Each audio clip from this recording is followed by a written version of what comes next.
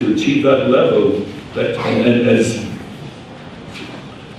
in order to achieve that level of Kedusha and become a Mekadeshim Shemayim, it's a gradual process and you have to grow into it.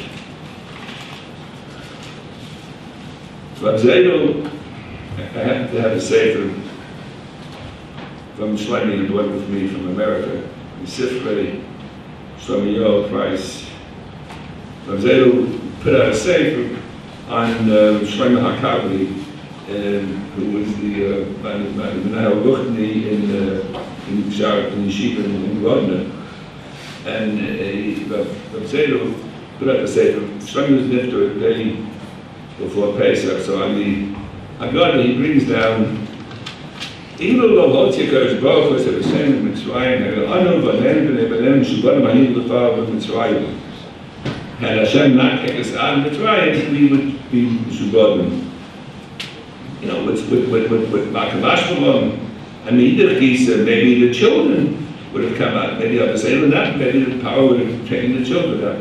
So he brings down much of that is a hair, that of course Kadosh Baruch Hu could have allowed power to free and get the Makkos, avoid the Makkos and free the Bnei Israel. But had that been happened, then the Yidden would have the Shubba, the power mitzad HaKaras HaTov. We heard so much today about HaKaras HaTov. And therefore, we, Baruch Hashem HaKadosh Baruch Hu, and therefore we have a tremendous HaKaras to we all, Bnei Israel, have HaKadosh Baruch Hu, HaKaras HaTov. And that's why the shibud that power would have had over Bnei Israel, Hashem, we have the shibud Hashem. I cannot end without speaking a little bit about the HaKaras HaTov that the family has to so many people here. I'm probably going to not mention everyone, I'm just going to mention just a few.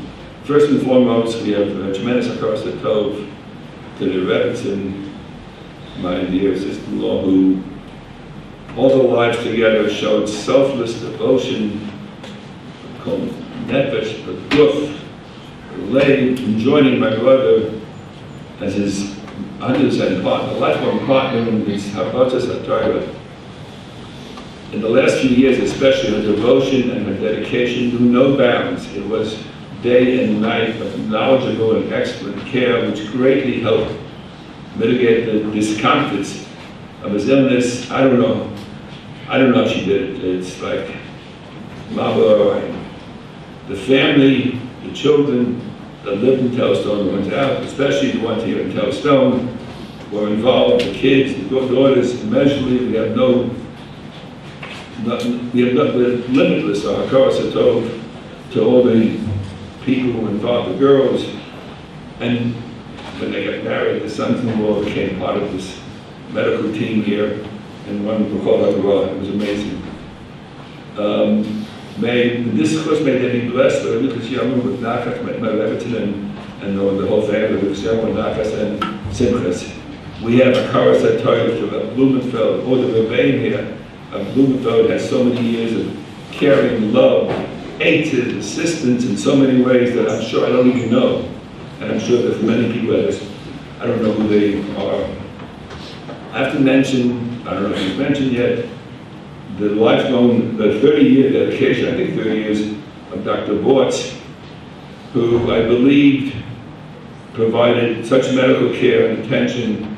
He's a Rafi Nedman who allowed Shlomi, he spent time in the hospital, but a few times he was able, after the hospital, to be at home. It's because they knew they could bother him day and night, and he would respond to any emergency. And we have a tremendous HaKaras HaTov of Dr. Bortz. I'm sure there are others here. I know, I don't want to mention names, and I apologize for those I'm not mentioning. May we all cherish my brother's memory, continue to grow and develop, especially as he would want us to develop. Maybe a minute Yosha for the Rebbetzin, for the entire Mishpacha, for the Yeshiva Mishpacha, the Neveh, which is, I'm listening tonight and just amazed. May the whole entire community, which he was so close to, the whole Klal Yisrael, in his Moshe Tzvul B'Tzvah Chayim.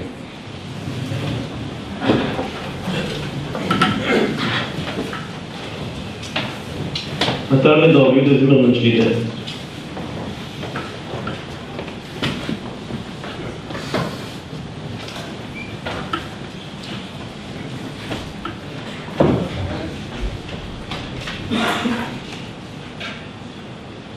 The Rabbi asked me to speak in English. So, Rishmas Mar Asher Shlomo Shlita, Rabbi Yeshiva, here, everybody else who's come here today, this evening, honor the memory of Rabbeinu Shlomo Price at Tzaddik, Baruch. This week's parsha, I mentioned earlier a little bit, but just want to get a little quickly here. It starts, Yamar Kohen Marta, Rashi says, Mahazir, Gedolim, Alakatanim. Which Pashut Pshat is that older people, the adults, have to be careful to watch out for the younger ones, that they shouldn't become tamei. But the Sfarim Kedoshim bring that the Lashon Lahazir is also related to the word Zohar, to shine, to shed light, that the older ones, the adults, should shine on the younger ones, and that will actually create a feedback that the Ketanim will also be shining, as was mentioned earlier, with the simcha of Yiddishkeit. I first met Rabbi Price almost 40 years ago as a 16-year-old bocher when I came to learn in Yeshivas Neveh, currently in Beit Zion, but back then it was in Beit Yehoshua outside of Netanya. And although I was never in his shiur, even then I considered myself his talmud. I saw a man, a kid went right on, I saw a man physically disabled, living literally in a hovel. For those who know the place or remember the place, rooms connected, disconnected, without much parnasa to speak of. Even then the yeshiva had financial difficulties. And nonetheless, a man who exuded such joie de vivre, such simchas achayim, it made an everlasting impression on me.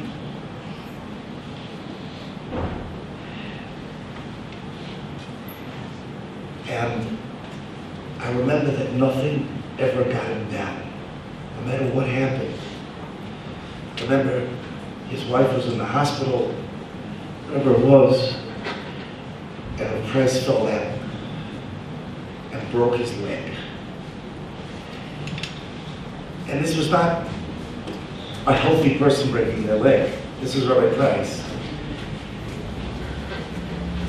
And he walked into Laniado and he said, "Do you have a room for two?" I mean, why not, right? They discharged him after a couple of days. Every morning, I think 4 or 5, maybe 6 bacher would go over to the house, because our Price was a big guy, and we'd pick him up in a chair. This was before Yad Sarah existed. We picked him up in a chair, we carried him to the Beis Medrash, and that's where he sat a whole day, smiling, learning and teaching. I was only in Neveh for about half a year. Went back to America, got married quite young. And I remember telling my wife, told her a little bit about Neveh here and there. It was very influential on me. But I told her about this special rabbi who was so joyous. When his smile would light up a room. It didn't matter how big the room was. I mean, it didn't have an end. The joy, the smile.